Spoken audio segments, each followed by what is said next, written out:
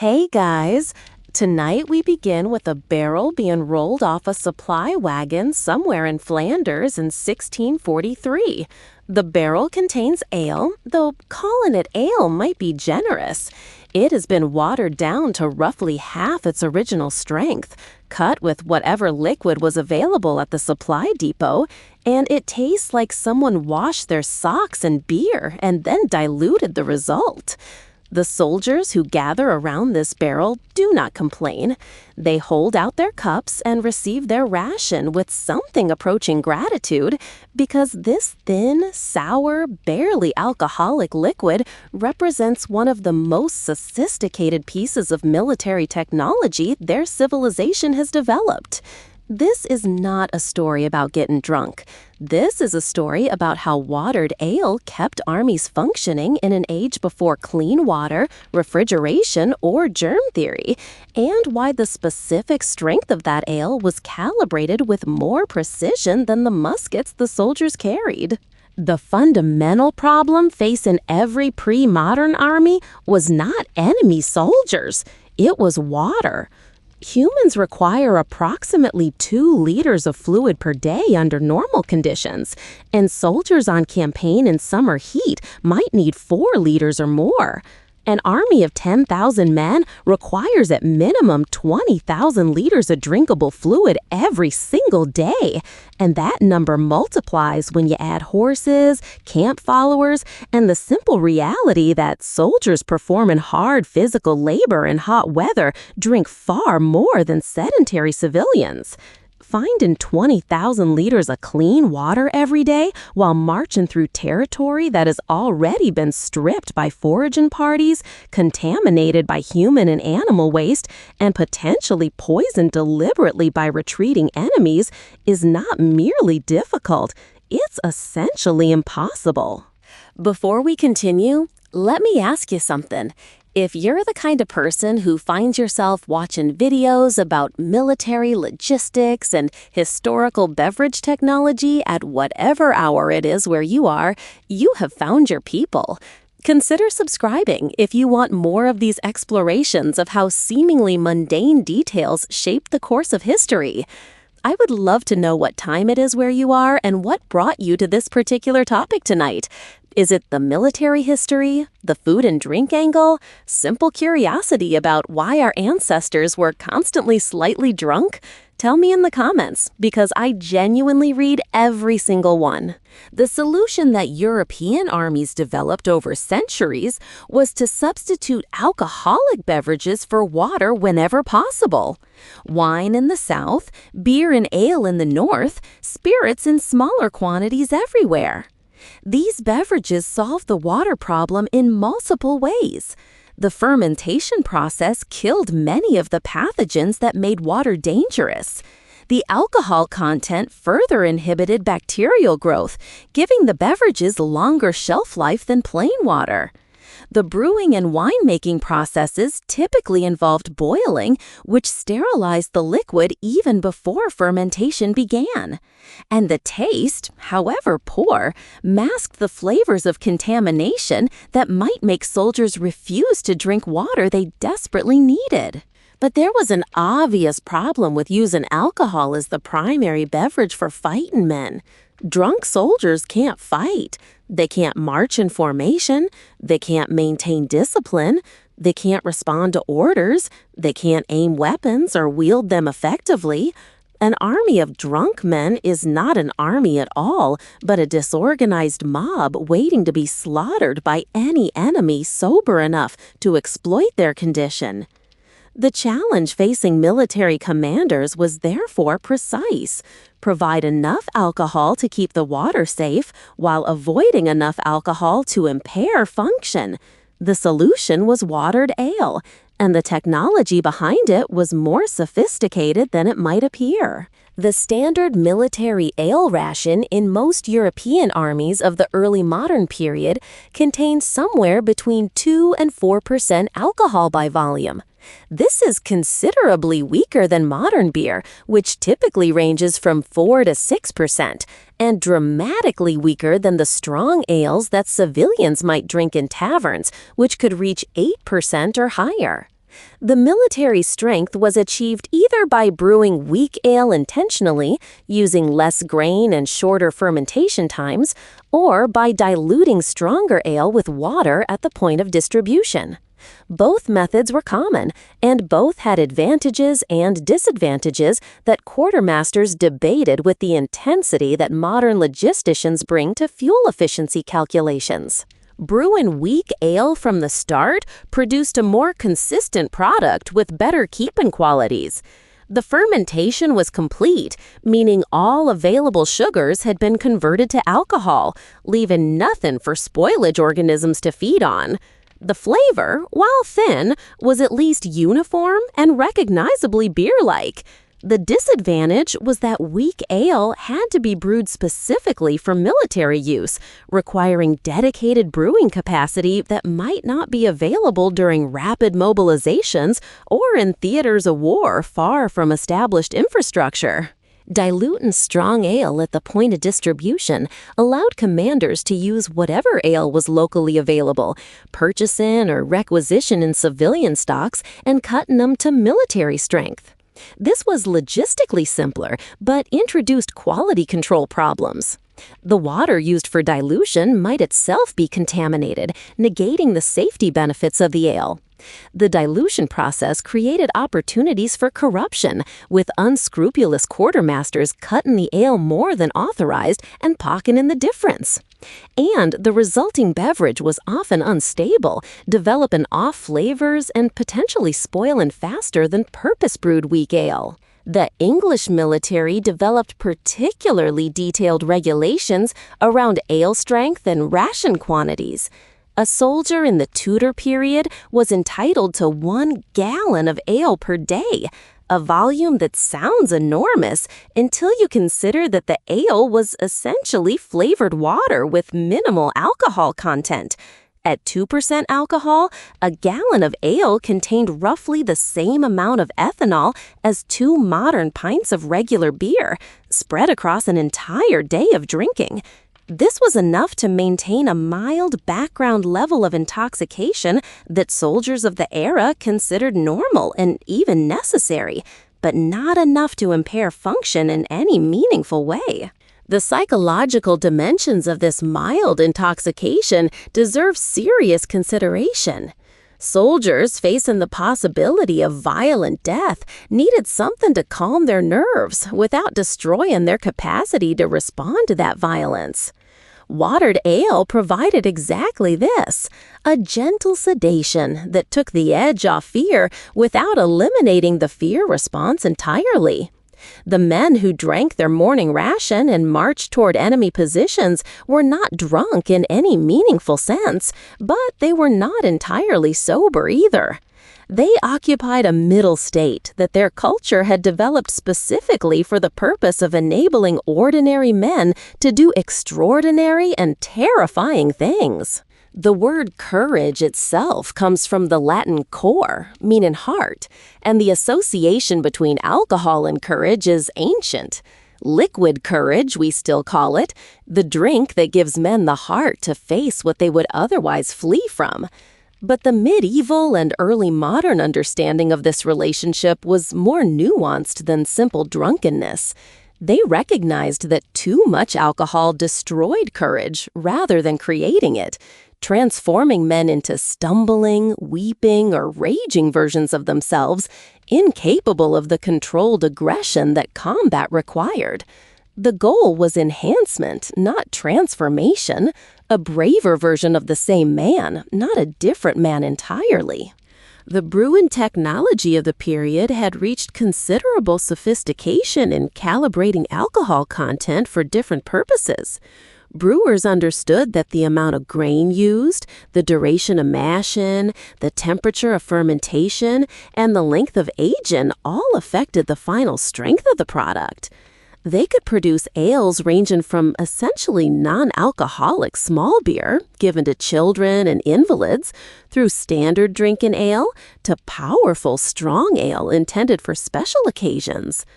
Military contracts typically specified the strength required, and experienced brewers could hit their targets with reasonable consistency, even without modern measurement tools. The measurement of alcohol content in this era relied on practical tests rather than precise instrumentation. A brewer might float a specific object in the ale, observing whether it sank or floated to gauge density. They might taste the product and compare it to reference samples. They might observe how quickly the ale produced intoxication in test subjects. These methods were imprecise by modern standards, but adequate for the purpose. Military ale needed to be strong enough to keep safely and weak enough to allow function. The acceptable range was broad, and brewers who stayed within it faced no complaints. The logistics of supplying ale to armies in the field created entire industries and bureaucracies. The English military maintained contracts with brewing establishments across the country, specifying quantities, strengths, and delivery schedules. During major campaigns, the demand for military ale could exceed civilian consumption, redirecting the nation's brewing capacity toward the war effort. Barrels had to be manufactured, filled, transported, and distributed through supply chains that stretched hundreds of miles. The infrastructure required to keep soldiers supplied with watered ale was comparable in complexity to the infrastructure required to supply them with weapons and ammunition. Transport presented particular challenges. Ale is heavy, roughly 8 pounds per gallon, meaning that a single day's ration for one soldier weighed 8 pounds before accounting for the barrel. An army of 10,000 men required 80,000 pounds of ale daily, nearly 40 tons, plus the weight of the containers. Moving this quantity over the rutted roads and primitive bridges of pre-industrial Europe required enormous numbers of wagons and draft animals, which themselves needed food and water, creating cascading logistical demands. Commanders often faced choices between advancing quickly with insufficient supplies or advancing slowly with adequate supplies, and ale was frequently the limiting factor. The alternative to transporting ale was brewing it in the field, which some armies attempted with varying success. Field breweries could use local water sources, converting potentially dangerous water into safe ale through the brewing process. But field brewing required equipment, ingredients, and expertise that might not be available in forward positions. The process took time, typically several days from mashing to drinkable ale, creating gaps in supply that had to be covered somehow.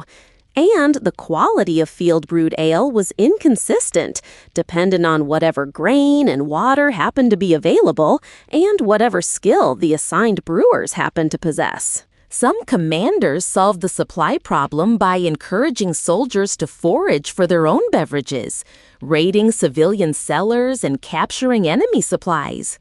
This approach reduced the logistics burden but created discipline problems. Soldiers who found strong ale or wine tended to drink it at full strength rather than diluting it to military specifications. The result was episodes of mass drunkenness that could paralyze units for days and create vulnerabilities that alert enemies could exploit. The history of early modern warfare includes numerous examples of victories won and lost based on which army happened to be sober when battle was joined. The Battle of Agincourt in 1415 provides a famous example of alcohol-related military dynamics, though the details are contested.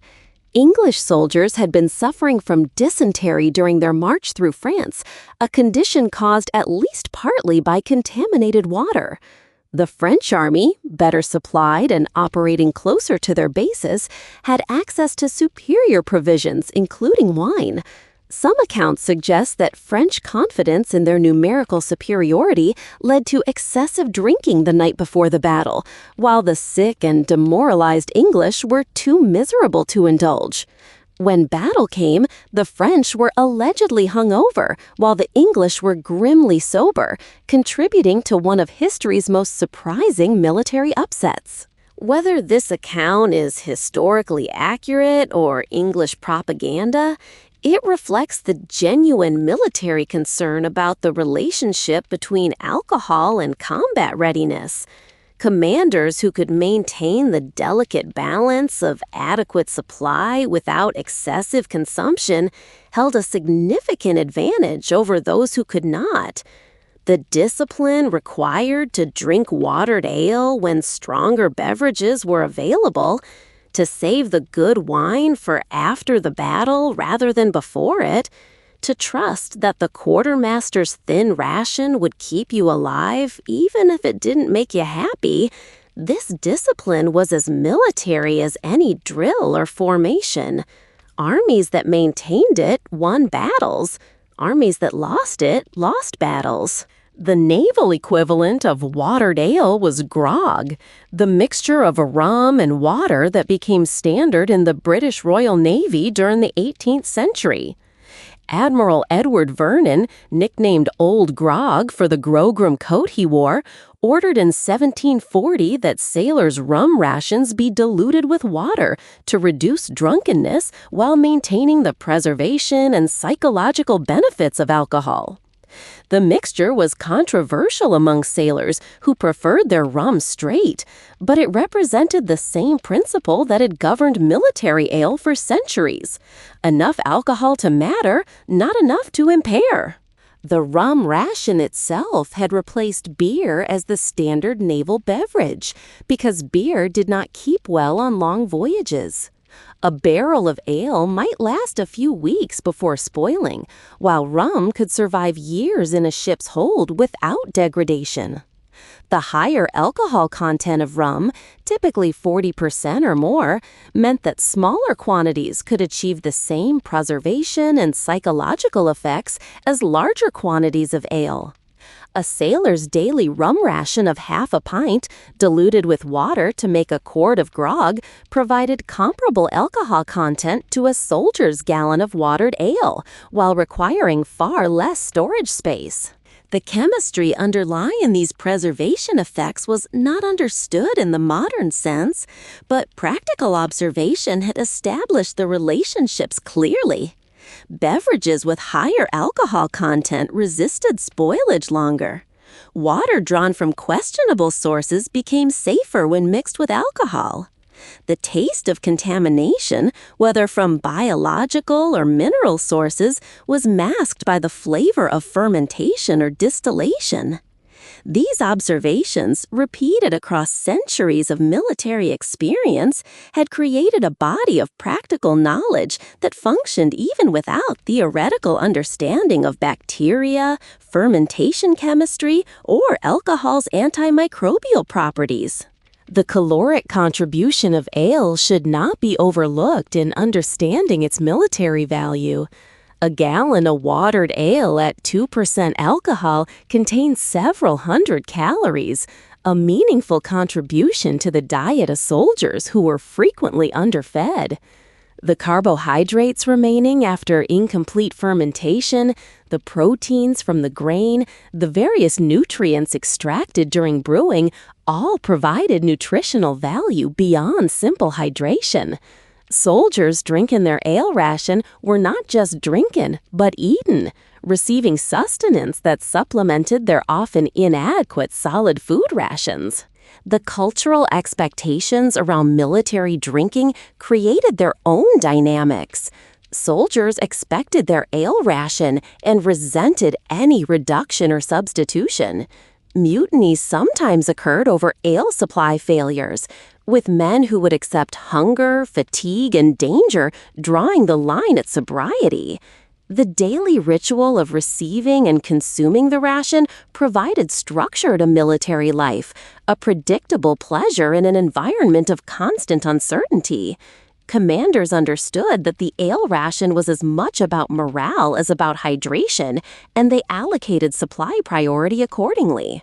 The relationship between alcohol and military courage was theorized in the medical literature of the period, drawn on humoral theory to explain how ale affected the body and mind.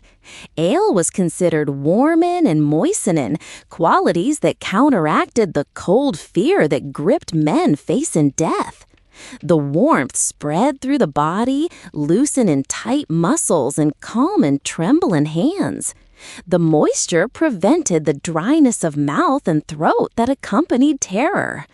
A man properly fortified with ale was balanced, his humors in proportion, ready to face what came without the paralyzing imbalance that fear created. This humoral explanation was wrong in its specifics, but captured something real about the psychopharmacology of alcohol. Ethanol is a central nervous system depressant that reduces activity in the amygdala, the brain region associated with fear responses. A person with alcohol in their system experiences fear less intensely and responds to fear-inducing stimuli with less physiological arousal. The practical observation that ale made men braver was chemically accurate, even if the theoretical explanation involving humors and warmth was not. The medieval brewer and the modern neuroscientist would agree on the effect, if not the mechanism. In the next part of this story, we'll examine how the watered ale system operated in specific military contexts, from siege warfare to naval operations to the particular challenges of colonial campaigns in tropical climates, where European brewing traditions confronted unfamiliar conditions. We'll meet quartermasters struggling to maintain supply, commanders making difficult choices about ration levels, and ordinary soldiers whose daily experience of military life was organized around the rhythm of the ale barrel. The thin, sour liquid in their cups represented centuries of accumulated wisdom about how to keep men alive and fighting in conditions that would otherwise destroy them. The barrel being unloaded in Flanders contains more than ale. It contains a technology for managing fear, preventing disease, maintaining morale, and sustaining life in environments hostile to all four. The soldiers who hold out their cups receive more than a drink. They receive the accumulated knowledge of how to transform ordinary men into soldiers capable of extraordinary endurance. The water-in that makes the ale seem weak is precisely what makes it strong enough to serve its purpose. Full-strength ale would destroy them. Water alone would kill them. The mixture keeps them alive and capable of doing what their civilization requires. Siege warfare created the most demanding conditions for military ale supply. A besieging army might sit outside a fortified city for months, unable to advance but unwilling to retreat, consuming supplies at a steady rate while accomplishing nothing visible. The besieged garrison faced the opposite problem: limited supplies with no possibility of resupply, rationing becoming progressively more severe as the weeks stretched into months. In both cases, the management of liquid provisions, particularly ale, often determined whether the siege ended in victory, surrender, or the destruction of one army or the other by disease rather than combat. The siege at Ostend, which lasted from 1601 to 1604, provides a case study in siege logistics and the role of ale in sustaining military operations. Spanish forces under Archduke Albert besieged this Dutch port for over 3 years, during which time both sides maintained elaborate supply networks that prioritized alcoholic beverages alongside ammunition and food. The Dutch garrison received regular resupply by sea, including shipments of beer from the Netherlands that kept the defenders in reasonable health despite the terrible conditions of the siege. The Spanish, operating from land-based supply lines, struggled to maintain equivalent provisions and suffered disproportionate losses to disease. The mortality figures from Ostend tell the story. The Spanish and their allies lost an estimated 80,000 men over the course of the siege, the vast majority to disease rather than combat. The Dutch garrison, though operating in arguably worse conditions within the cramped and battered fortifications, suffered lower casualty rates, partly because their maritime supply line kept them better provisioned with clean beverages. The beer arriving from Dutch ports was not a luxury, but a survival mechanism, and the Spanish inability to match it contributed to the astronomical death toll that made Ostend famous as the graveyard of armies. Within besieged fortifications, the ale ration became a tool of morale management as much as nutrition. Commanders learned to adjust rations based on the tempo of operations, increasing allowances before expected assaults to fortify men's courage, and reducing them during quiet periods to stretch supplies. The psychology was explicit and calculated. Men who knew they would receive extra ale before going into danger felt valued and prepared. Men who watched their rations dwindle during extended sieges felt abandoned and desperate. The ale barrel served as a barometer of command confidence, its level communicating messages that words alone could not convey. The brewing capacity within fortifications varied enormously. Well-designed military installations included brewing facilities as part of their standard infrastructure, recognizing that the ability to produce ale internally reduced dependence on vulnerable supply lines. The great fortress of Malta, constructed by the Knights of St. John, incorporated brewhouses capable of supplying the garrison indefinitely as long as grain could be obtained. Lesser fortifications might have no brewing capacity at all, forcing garrisons to rely entirely on stored supplies that inevitably ran out during extended sieges. When ale ran out, the consequences were severe and predictable. Garrisons forced to drink local water supplies quickly developed the dysentery and typhoid that contaminated water carried. Weakened by disease, they became less capable of manning the walls, conducting sorties, or resisting assaults. The final stages of many sieges show garrisons too sick to fight effectively, surrendering not because they had lost the will to resist, but because they had lost the physical capacity. The ale that seemed like a comfort was actually a weapon, and running out of it was often more decisive than running out of ammunition. If you just felt that shift in understanding, that moment when a historical detail suddenly becomes meaningful, that is exactly why these stories matter. The subscribe button is right there if you want more of these moments where logistics becomes drama and supply becomes strategy. Naval warfare presented its own set of challenges for military beverage supply.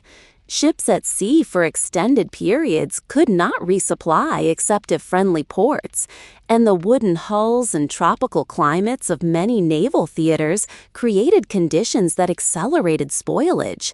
The transition from beer to rum in the Royal Navy reflected these practical realities. Rum concentrated the alcohol into smaller volumes that stored better and longer. A ship that might carry enough beer for a few weeks could carry enough rum for months, extending operational range and reducing the frequency of resupply stops. The daily rum ration in the Royal Navy became one of the most distinctive features in naval life. Sailors received half a pint of rum per day, issued in 2 portions at noon and in the evening.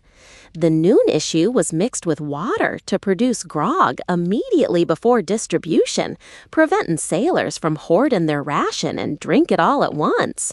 The evening issue might be taken neat or diluted according to preference, and the evening drink became a social ritual that structured shipboard life. Men gathered in their messes, shared their grog, told stories, and built the bonds of camaraderie that made naval crews function as coherent units. The elimination of the rum ration in the 20th century finally accomplished in the Royal Navy in 1970, was genuinely controversial among sailors who had grown up with it. The Black Tot Day protests reflected not just resistance to losing free alcohol, but the end of a tradition that had defined naval service for centuries. The practical reasons for elimination were sound. Modern warfare required precision that alcohol impaired. Modern ships required technical skills that demanded full sobriety. Modern navies could provide safe drinking water through desalination and purification systems. But the emotional arguments against elimination had their own validity. Something was being lost that couldn't be replaced. Colonial warfare introduced European armies to unfamiliar conditions that challenged their established beverage practices. The tropical climates of India, the Caribbean, and Southeast Asia made European-style ale impractical. Beer spoiled faster in the heat. The ingredients for brewing were often unavailable locally. And the diseases of tropical environments were different from those of Europe, requiring different prophylactic strategies. Colonial armies developed new beverage regimens that reflected local conditions, though often only after suffering catastrophic losses from trying to apply European methods in unsuitable environments. The British in India developed a particularly elaborate beverage culture that combined European traditions with local adaptations. Officers might drink imported wine and beer, maintaining their connection to home culture despite the expense and difficulty of obtaining such products. Common soldiers received rations of arrack, a local spirit distilled from palm sap or rice, diluted with water in patterns similar to the grog tradition. The specific strength of the dilution was calibrated by experience, strong enough to provide the expected benefits of military alcohol, but not so strong as to produce the debilitating drunkenness that tropical heat made even more dangerous than in temperate climates. Quinine, the bitter compound extracted from cinchona bark that prevented and treated malaria, was commonly mixed with alcohol to make it more palatable. The gin and tonic, now a casual cocktail, originated as a medicinal preparation for British colonial forces. The tonic water contained therapeutic doses of quinine, and the gin made the bitter medicine easier to swallow. Soldiers who drank their daily gin and tonic were not just drinking, but dosing themselves against a disease that killed more Europeans in the tropics than all other causes combined. The boundary between beverage and medicine was even more blurred in colonial contexts than in European ones. The American colonial experience followed similar patterns. Early American militias relied on rum imported from the Caribbean, creating supply dependencies that shaped colonial politics as well as military logistics. The taxation of rum and molasses by the British Parliament provoked resistance that contributed to revolutionary sentiment. When war came, the Continental Army struggled to maintain beverage supplies against British naval dominance that could interrupt shipping. General Washington's complaints about supply shortages included frequent references to the difficulty of obtaining adequate rum for his troops, recognizing that morale and health both depended on maintaining the expected rations.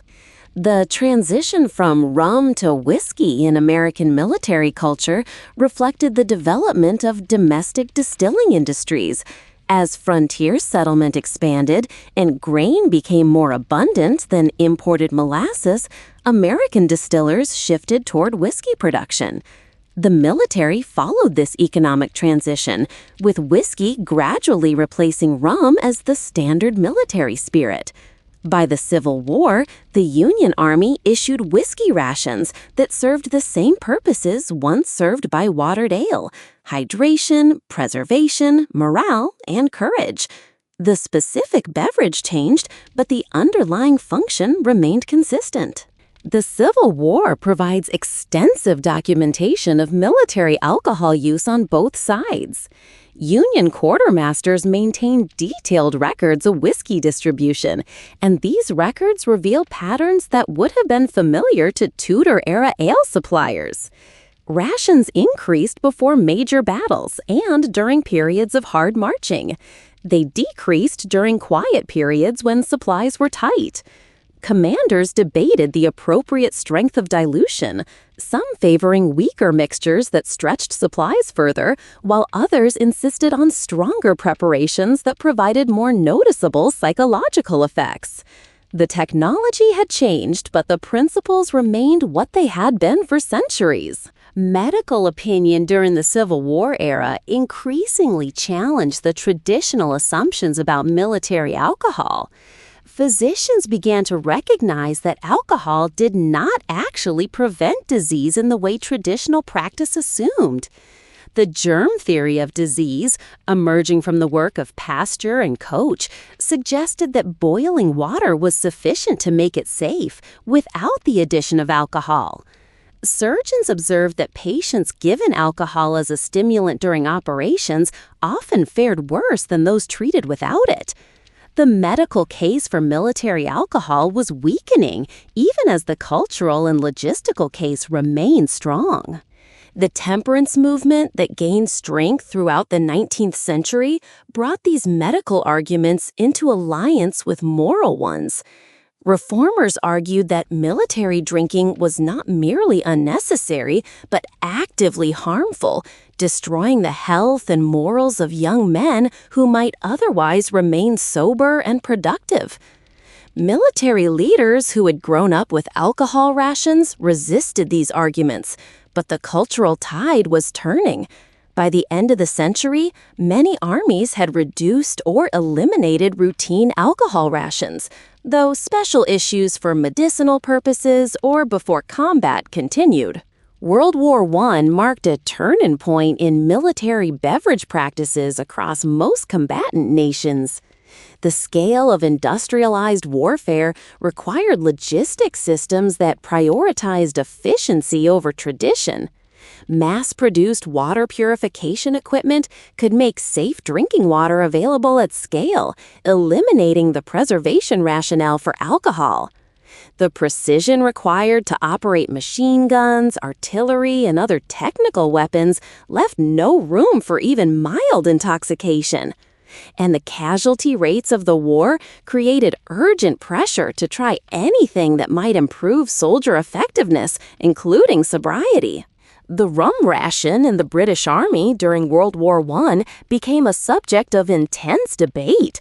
Commanders in the trenches generally favored maintaining and even increasing alcohol rations, arguing that men facing conditions of unprecedented horror needed whatever psychological support was available. Medical officers increasingly opposed routine rations, citing the new scientific understanding that alcohol impaired rather than enhanced performance. Political leaders worried about public opinion, particularly the views of temperance advocates whose support they needed for the war effort. The compromise that emerged satisfied no one fully, with rations maintained but at reduced levels and under medical supervision. The French army maintained its wine ration throughout the war, and French commanders credited this tradition with maintaining morale during the terrible years of attrition. The Pinard, as soldiers called their daily wine, was diluted to similar strength as traditional military ale, perhaps 8 to 10% alcohol rather than the 12 to 14% of normal table wine. A soldier's daily ration of half a liter of diluted wine provided hydration, calories, and psychological comfort without producing meaningful intoxication. The French example was cited by opponents of prohibition, who argued that moderate alcohol use was compatible with military effectiveness. German soldiers received beer rations when supply permitted, though the British naval blockade increasingly disrupted German logistics as the war continued. The brewing industry was redirected toward the war effort, producing weak beer in vast quantities, while strong beer became unavailable for civilian consumption. German military beer of this era was even weaker than traditional military ale, perhaps 1 to 2% alcohol, essentially flavored water with minimal intoxicating effect, but significant psychological value for men far from home in impossible conditions. The American entry into World War I brought troops from a country that was moving toward prohibition into alliance with countries that maintained military drinking traditions. American commanders generally prohibited alcohol for their forces, though enforcement was inconsistent, and soldiers found ways to obtain drinks from French and British sources. The contrast between sober American troops and drunken Allied soldiers became a subject of propaganda on both sides, with Americans claiming superior discipline and Europeans questioning whether sobriety indicated virtue or merely inexperience. The period between the world wars saw most militaries move away from routine alcohol rations while retaining special issues for particular circumstances. Medical alcohol remained common, administered to wounded soldiers for pain management and to healthy soldiers before certain operations. Combat alcohol, issued immediately before assaults, continued in some armies well into World War II. But the daily ration that had characterized military life for centuries became increasingly rare, replaced by coffee, tea, and eventually bottled water as the standard military beverages. Soviet forces during World War II received the famous stogram, 100 grams of vodka issued before attacks. This practice reflected both Russian drinking traditions and practical calculations about the effects of alcohol on soldiers required to charge into machine gun fire. Whether the vodka made men braver, more reckless, or simply more obedient to orders that sober judgment would reject remains debated. The practice continued throughout the war and contributed to the image of the Soviet soldier as simultaneously heroic and expendable, fortified with liquid courage for tasks that required the abandonment of self-preservation instincts. American forces during World War II received no alcohol rations, continuing the Prohibition-era tradition even after the 18th Amendment was repealed. Instead, they received coffee, which became so identified with American military culture that the slang term Joe, as in a cup of Joe, allegedly derives from Secretary of the Navy Josephus Daniels, who had prohibited alcohol on naval vessels. Coffee provided stimulation rather than sedation, energy rather than calm, a different approach to the same fundamental challenge of preparing men for combat.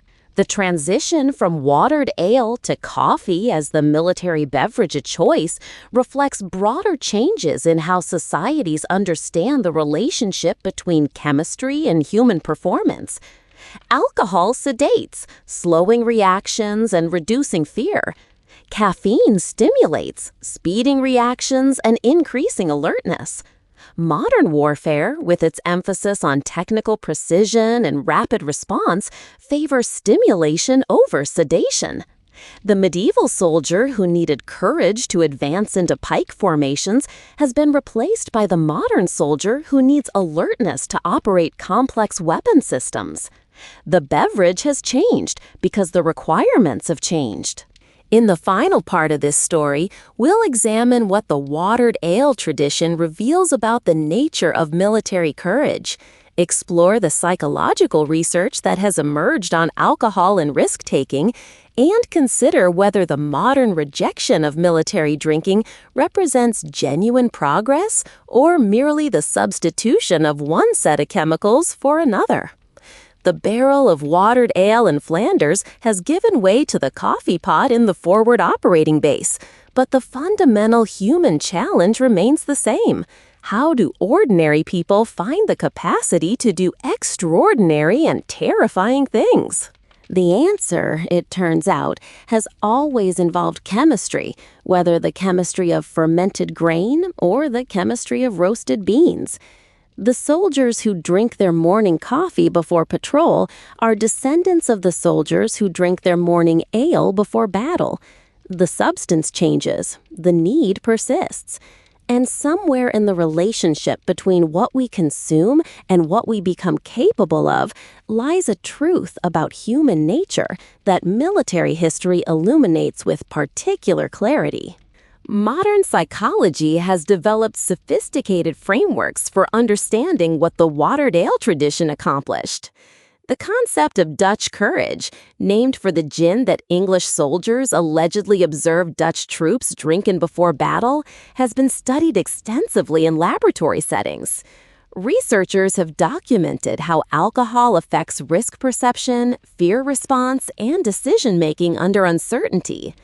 The findings confirm what military practice had established empirically over centuries. Moderate doses of alcohol reduce fear and increase willingness to take risks, while larger doses impair the coordination and judgment needed to act on that willingness effectively. The specific psychological mechanism involves the prefrontal cortex, the brain region responsible for evaluating consequences and inhibiting impulsive behavior. Alcohol impairs prefrontal function in a dose-dependent manner, meaning that small amounts produce small impairments and large amounts produce large impairments. At low doses, this impairment manifests as reduced anxiety and increased confidence without significant loss of motor function or judgment. At higher doses, the impairment extends to the brain regions controlling movement and cognition, producing the stumbling, slurring drunk that military commanders needed to avoid. The therapeutic window, as pharmacologists call it, is the range of doses that produces beneficial effects without unacceptable side effects. For alcohol used to enhance military courage, this window appears to be quite narrow. Blood alcohol levels between roughly 0.02 and 0.05% seem to reduce anxiety without significantly impairing performance. Above 0.05%, coordination and judgment begin to suffer. Above 0.08%, the legal threshold for drunk driving in most jurisdictions, impairment becomes obvious.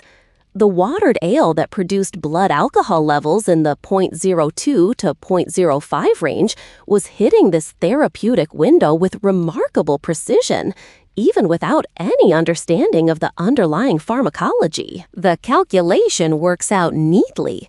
A gallon of 2% ale contains approximately 3 ounces of pure ethanol. Consumed over the course of a day by an average-sized man, this produces peak blood alcohol levels of roughly 0.03%, well within the therapeutic window for courage enhancement without significant impairment. The Tudor quartermasters who specified this ration strength were not pharmacologists, but they had arrived at a pharmacologically sound protocol through centuries of trial and error. The tradition encoded knowledge that science would only later explain. But here is where the story becomes complicated in ways that modern research has illuminated. The courage that alcohol provides is not the same as the courage that arises from training, experience, or moral conviction. Alcohol-induced courage operates by reducing fear rather than by building genuine confidence. The soldier who charges because he is too drunk to be properly afraid is different from the soldier who charges because he is trained until the action is automatic, or because he believes in his cause strongly enough to accept death. Both may accomplish the same immediate objective, but they are not the same phenomenon psychologically. Research on the long-term effects of using alcohol to manage fear suggests potential problems that historical armies could not have recognized. Repeated use of alcohol to cope with anxiety can prevent the development of natural coping mechanisms. Soldiers who learn to reach for a drink when afraid may never learn to manage fear through the psychological techniques that produce more durable resilience. The watered ale tradition may have kept armies functioning in the short term while preventing soldiers from developing the internal resources needed for long-term psychological health. The phenomenon of alcoholism among veterans is well documented across many conflicts and may be connected to these patterns. Men who learned in military service that alcohol made fear manageable continued using the same strategy when they returned to civilian life. The fear they now faced, whether of economic insecurity, social rejection, or simple adjustment to peacetime existence, was less immediate than combat fear, but no less real to those experiencing it. The bottle that had been their friend in the trenches remained their friend in the factory or the unemployment line, with consequences that accumulated over years and decades. Thank you for staying with this exploration of the chemistry of courage. If this story has changed how you think about the relationship between what we consume and what we become capable of, I would be grateful if you subscribed and shared your thoughts. What surprised you most about the precision of historical alcohol calibration? What connections do you see to modern performance enhancement debates? What would you have done as a soldier offered the watered ale ration? I read every single comment, and your perspectives genuinely shape where these investigations go next. Modern military medicine has moved decisively away from alcohol as a tool for managing combat stress, but it has not abandoned the project of chemical performance enhancement. The stimulants issued to pilots for long missions, the beta blockers prescribed to surgeons before delicate operations, the anti-anxiety medications available to soldiers struggling with combat stress. These represent continuations of the same fundamental human project that watered ale served for centuries. We still believe that chemistry can make us braver, more focused, more capable of tasks that our unaugmented selves might fail at. We have merely changed which chemicals we trust. The shift from alcohol to caffeine as the primary military beverage reflects this changed understanding. Caffeine does not reduce fear directly, but it increases alertness and reduces fatigue, both of which affect how soldiers experience and respond to dangerous situations. A well-rested, alert soldier may be more confident than an exhausted one, not because the caffeine has done anything to their emotional state directly, but because confidence breeds confidence.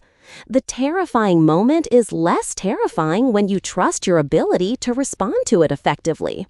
Modern militaries also invest heavily in training methods designed to produce courage without chemical assistance.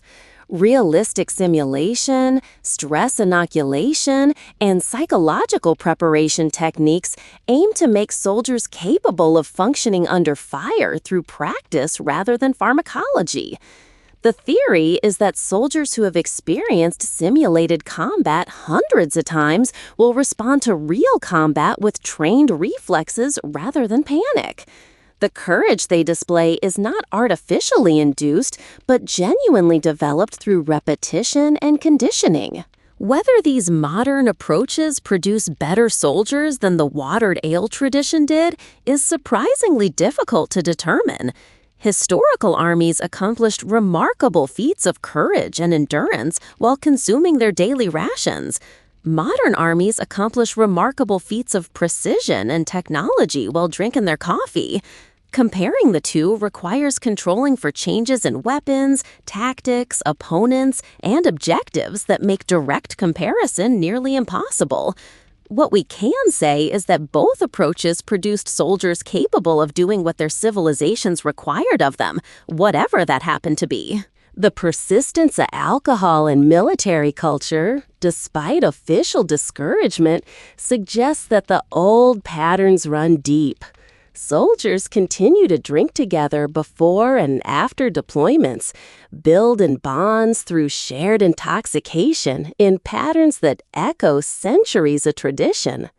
Veterans organizations center social life around bars and clubs where alcohol flows freely. The cultural association between military service and drinking remains strong, even as formal rations have disappeared. The watered ale tradition may have ended, but its descendants continue in informal practices that official policy can't fully control. The question of what constitutes genuine courage remains philosophically contested. Aristotle argued that true courage required facing danger with full awareness of the risk, neither foolhardily underestimating it nor cowardly fleeing from it. By this standard, the courage provided by alcohol might not be genuine courage at all, since alcohol reduces the awareness of risk that Aristotle considered essential. The drunk soldier is not brave in the Aristotelian sense, but merely uninhibited, acting without the rational evaluation that distinguishes courage from recklessness. But military commanders have never been Aristotelian philosophers concerned with the metaphysics of virtue. Their concern was practical, how to get ordinary men to do extraordinary things. If watered ale accomplished this goal, the philosophical status of the resulting courage was irrelevant. The dead enemy was equally dead, whether killed by a brave soldier or merely an uninhibited one. The captured position was equally captured, whether taken by men who rationally chose to risk death or by men whose capacity for rational choice had been chemically impaired. War is not a seminar in moral philosophy, and the measures that win wars may not be the measures that produce virtue. The experience of men who fought in watered ale armies suggests a complex relationship between chemical courage and genuine courage. Many soldiers reported that the ale helped them face the initial terror of combat, the moment when everything in them screamed to run, but that continuing to fight required something more than the ale provided. The courage to advance into danger might be chemically assisted, but the courage to persist after being wounded, after seeing friends killed, after hours of exhaustion and fear, required resources that no beverage could supply. The ale got him started. Something else kept him going. That something else was built from multiple components that military institutions understood, even if they couldn't fully articulate them. Unit cohesion, the unwillingness to abandon comrades or appear cowardly before them, provided powerful motivation that operated independently of personal fear. Training that made military actions automatic reduced the cognitive load of combat, allowing soldiers to function even when terror would otherwise paralyze them. Belief in the cause, whether religious, national, or ideological, gave meaning to sacrifice that made it bearable. The ale supported these foundations, but could not substitute for them. The decline of military alcohol rations coincided with the development of more sophisticated understanding of these other factors. Military psychology emerged as a field dedicated to understanding and enhancing soldier performance through means beyond simple chemistry. Unit cohesion became a studied phenomenon with interventions designed to strengthen it. Training methods were refined based on research into learning, stress, and performance under pressure. The comprehensive approach to producing capable soldiers that modern militaries employ reflects knowledge that historical armies lacked, even as it builds on traditions those armies established. The water purification technologies that made safe drinking water available to modern armies deserve recognition as achievements comparable to any weapon system. Portable filtration, chemical treatment, and eventually reverse osmosis systems allowed soldiers to convert unsafe water sources into drinkable water without requiring alcohol. The logistics burden of maintaining water supplies remains substantial, but the specific burden of brewing or transporting alcoholic beverages disappeared. Modern soldiers carry water bottles, not ale rations, and the simplification represents genuine progress in military capability. Yet, something was also lost in this transition. The daily ritual of the ale ration structured military life in ways that modern hydration practices don't replicate. Men who gathered to receive their shared drink and consume it together built bonds that served military purposes beyond simple nutrition. The communal nature of the ration, everyone receiving the same share from the same barrel, reinforced equality and solidarity among soldiers who might otherwise emphasize differences of rank or origin.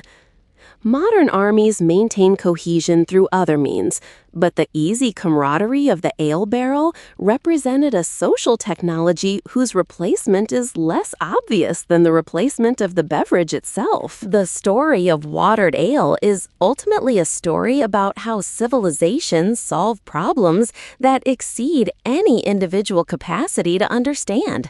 No single person designed the watered ale system.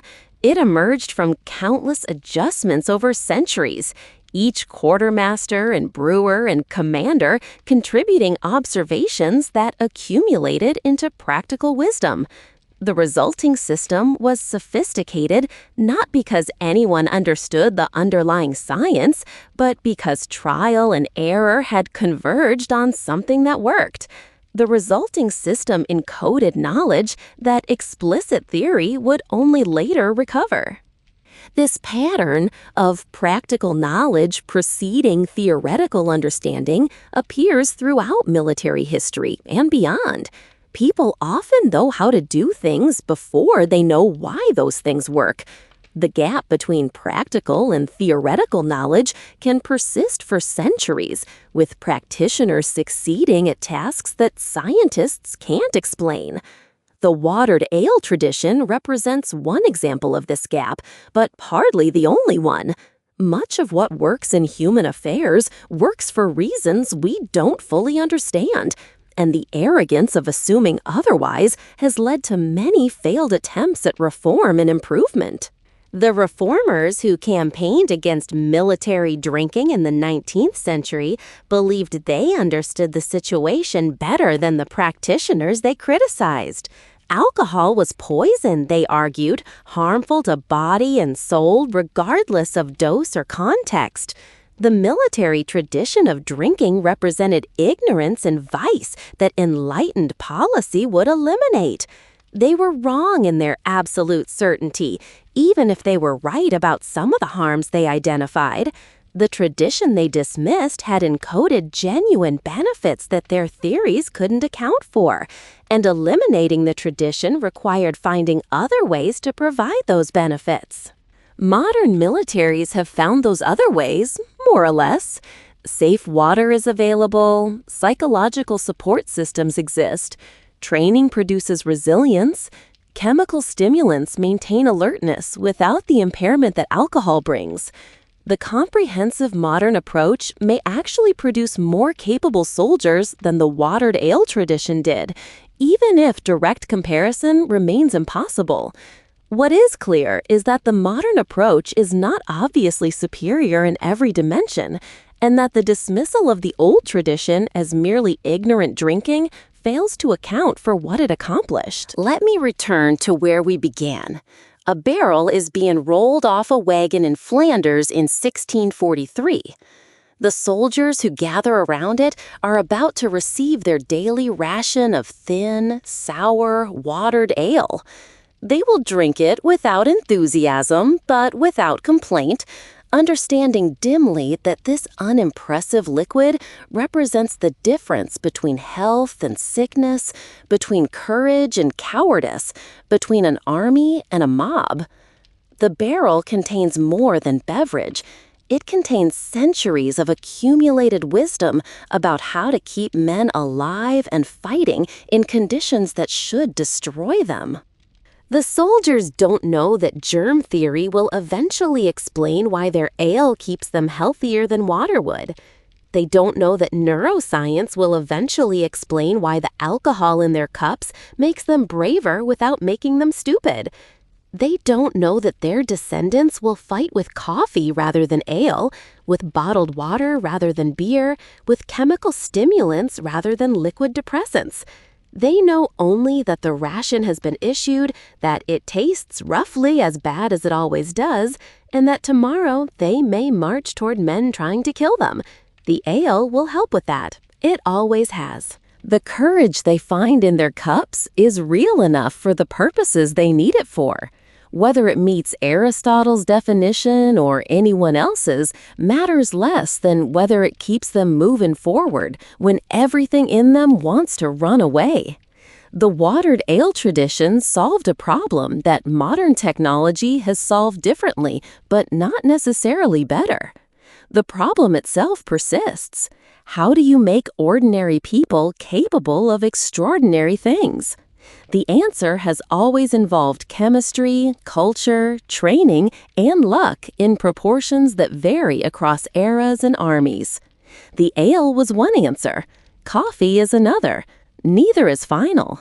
Good night, wherever you're watching from.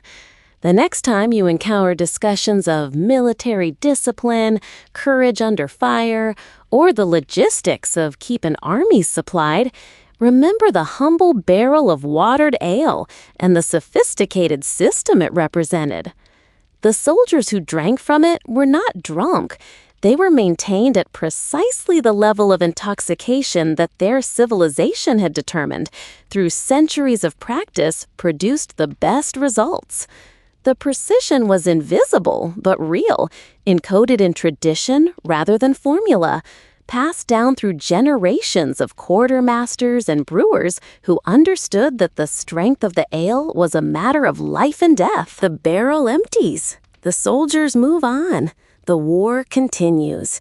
And somewhere in the mixture of chemistry and courage, in the thin line between too little and too much, in the daily ritual of receiving and drinking what the army provides, lies a truth about human nature that military history illuminates with particular clarity.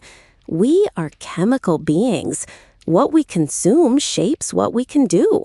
And the civilizations that learn to calibrate that relationship, whether through watered ale or morning coffee, gained advantages that their competitors could not match. The barrel may be empty, but the lesson remains full.